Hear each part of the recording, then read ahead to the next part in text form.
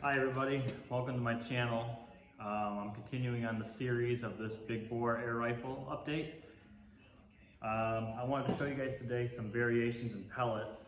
So I have always bought, since I've owned this air rifle, which has probably been close to 10 years now or something in that range, I've always bought the Air Venturi 250 grain hollow point pellets for the gun, which I have right here.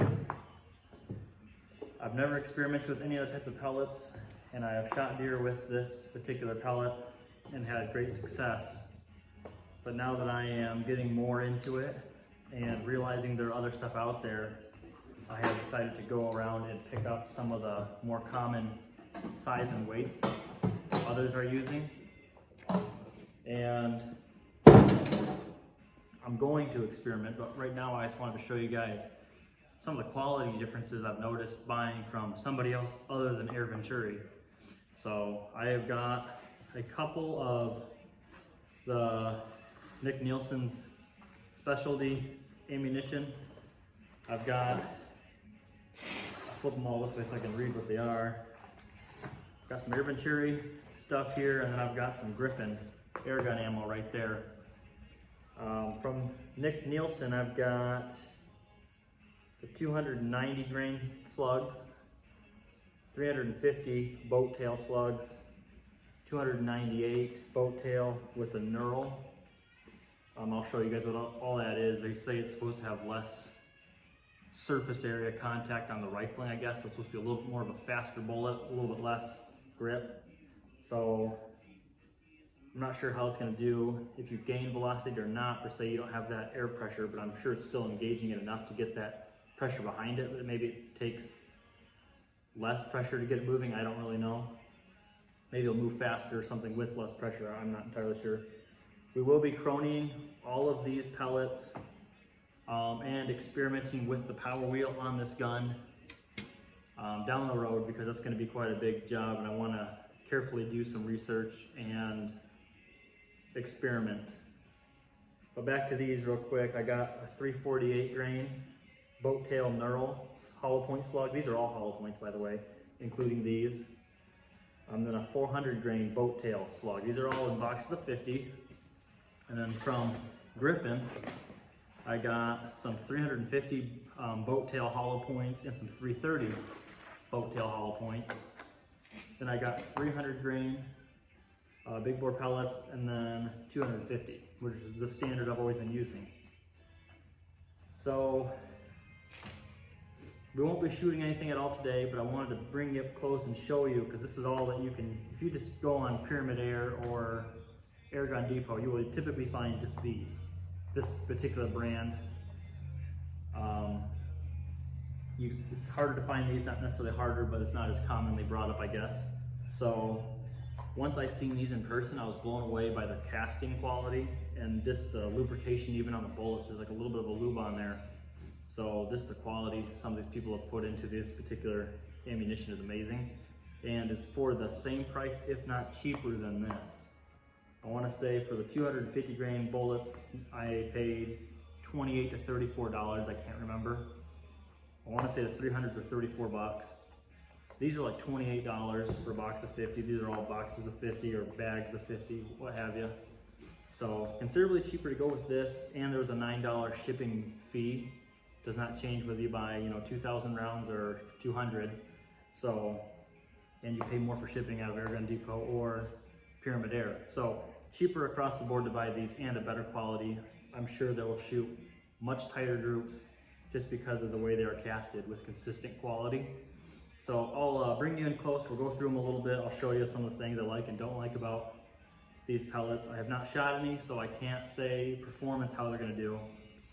But just from my experience with other things, I think they will do for sure much better than these.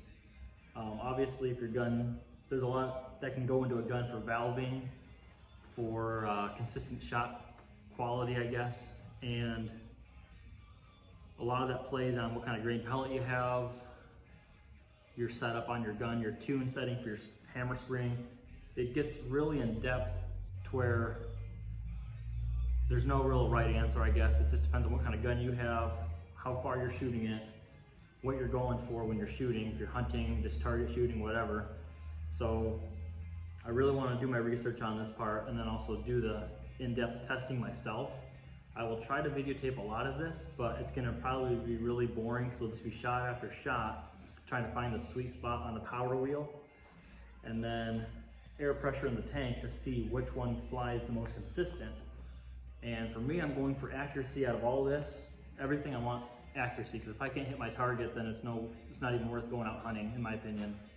And I want really tight, consistent groupings, and I would like a standard deviation of feet per second to be 15 or 20 as a maximum. I'd love to see even less than that, to be honest. That way I don't have like an inch drop after every shot because it's losing 50 feet per second because the tank is draining so fast, because I don't want to hunt tethered. I'd like to get 3 very accurate shots. So I'm going to try to set the gun up to shoot whatever pellet it likes the best, the most accurate out of the gun. Adjust the power wheel, adjust the air pressure, try to get that 3-shot maximum. Power consistency, you know, I'm going for the most foot-pounds of energy, the most speed, and the most accurate, but accuracy is first. So I didn't go above 400 because I don't want to shoot anything above 400. However, the gun might require maybe a heavier pellet or bullet, whatever you want to call it, to tame it. I don't know. So I have up to 400 grains right now. I think that'll do fine from all the other videos and other people's testing that I've seen done. But for now, let me bring you in and I will show you these pellets.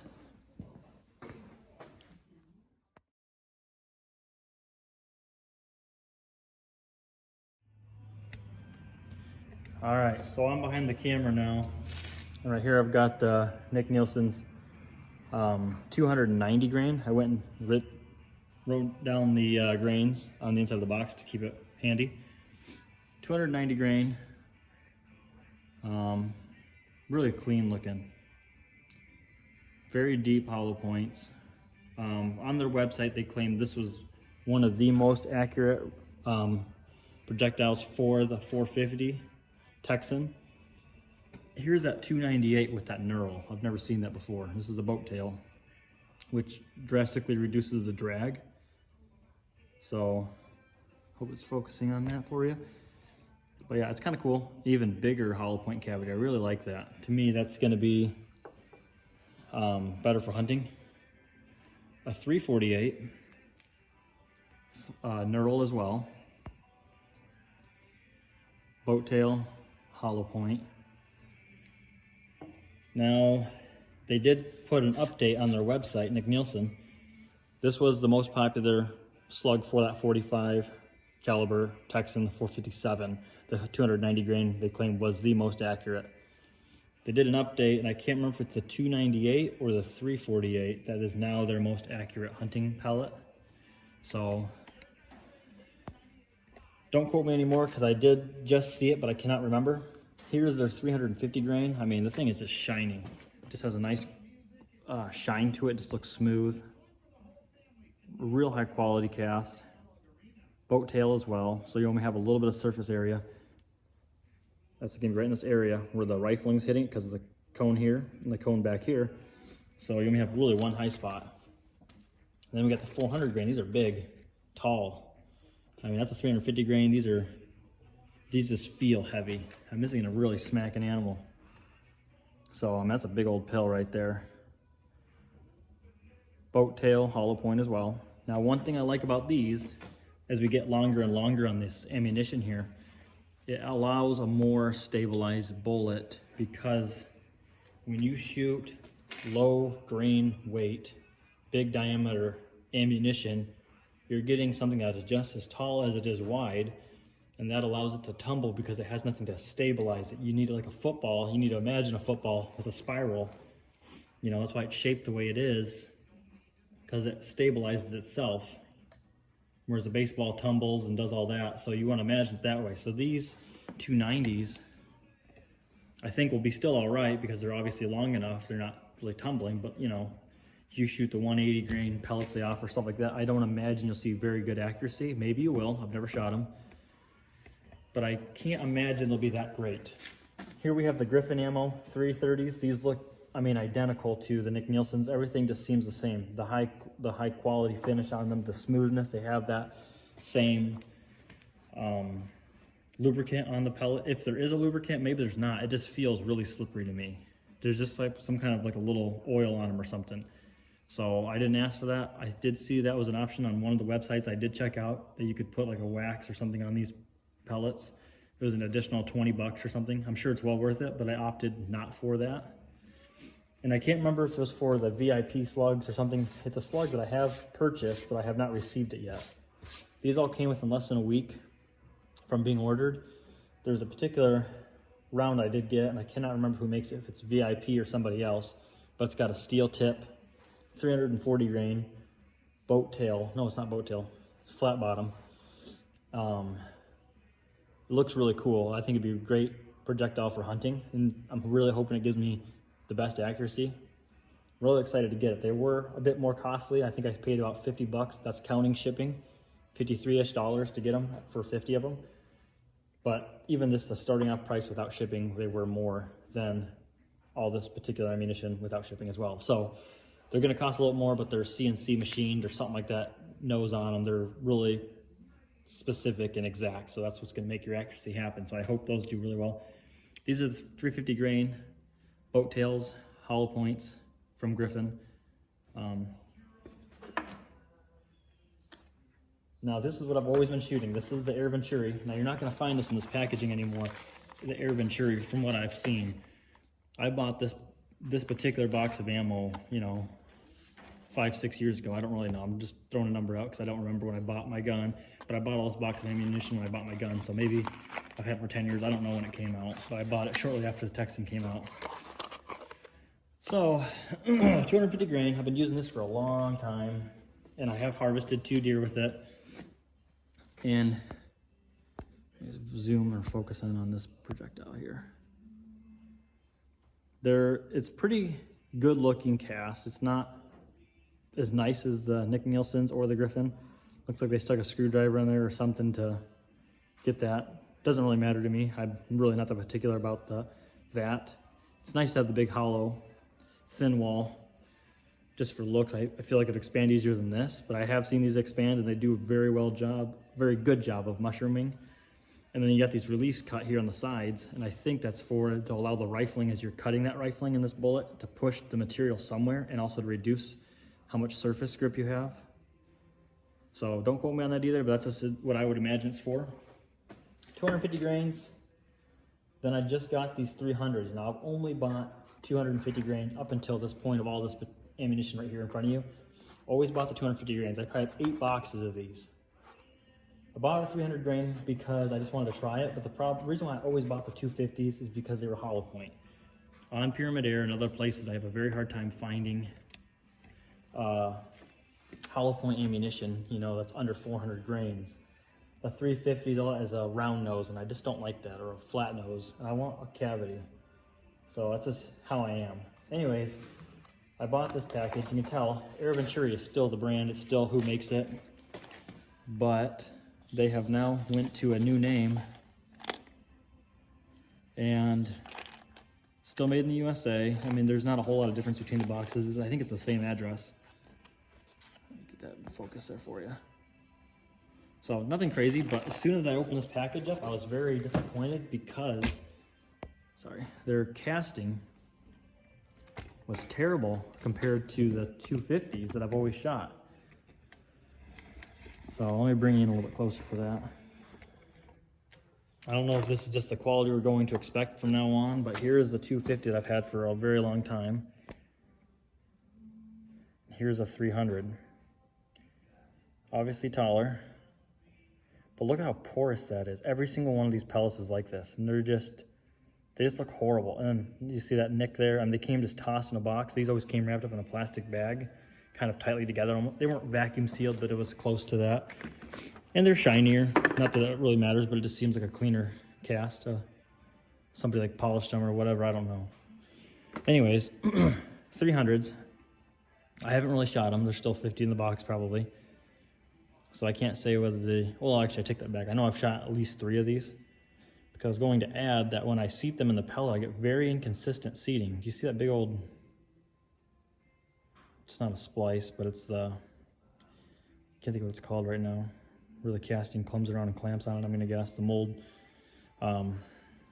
Anyways, you know, it's just ugly looking. You don't have it on these 250s. Of course, these are old. Now, I did buy a new box of 250s when I bought that 300 green box right there. And it came, you know, with the same brand of this name here, Seneca or whatever that is. So, and those 250s looked exactly like this. You can't find this nice made stuff, it seems like to me, anymore. So, and I did a comparison between my 250s that I've had for, you know, let's say 5-6 years, whatever it is, and the 250s that I just bought, you know, a week ago. And I can hold a tighter group with these because they're less porous than these. And that's how my other 250s were. So I'm very disappointed that the quality has went down. The price has gone up. Made in USA, I did expect more, to be honest. So, but yeah, you bring up a Nick Nielsen or a Griffin, you know, pellet, and you've got 100 grain difference there, but still, focus on this. It's just, look at that quality difference. And I don't care about the end so much, but what the rifling is engaging and all that, you know. Just which one do you think is going to do better, you know? So, anyways, long ramble over. We'll bring you back to the gun a little bit. I will be shooting all these pellets out of this rifle here. It's my 450. I do have some upgrades coming for this rifle, a heavier hammer spring, because I get valve lock with the 250 grain pellets. I used to have the 3,000 pound tank on this gun, and I shot these 250s no problem. I never experienced valve lock that I can remember. I now have upgraded it to that 36 250, 3,625 foot-pounds of energy, not foot-pounds, I'm sorry, PSI, what am I thinking? PSI tank. And I get valve lock. I have to shoot about 8 of these rounds before it comes down to, you know, 3,000 PSI or wherever, till it starts opening again. And because the pellets that I bought from, I think it was Airgun Depot, were so inconsistent, I was pumping the gun up to 3,100 PSI, 3,200 PSI, trying to see where the max valve lock, you know, how much pressure I could get in before valve lock occurred with those 250s. And it was all over the place with the newer box of 250 grains. As soon as I brought my own out, it was valve lock all the time, and I had to keep it at about 2,800 PSI with the maximum hammer spring. I have you open this charging handle, you turn this dial here, and I have it maxed out towards hitting the hardest. And I got very consistent results using my own ammunition, but from years prior, obviously. But anyways, so thanks for watching, guys. Let me know what you guys want to see, just to give me some ideas as I continue to do this. I got all these pellets to try out, so I got a lot of work to do. And I will be starting very shortly here, probably within the next week, on these pellets, because I want to get this gun ready for hunting season, which is happening in about 15 more days.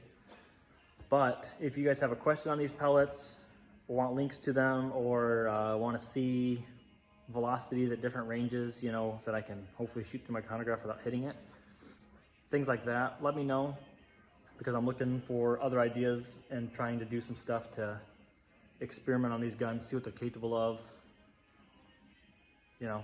So just things like that. If you have an idea or a question, drop it in the comments, let me know, subscribe. I appreciate all your guys' comments already and your guys' views.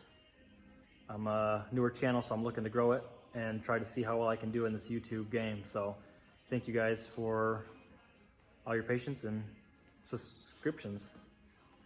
Take care.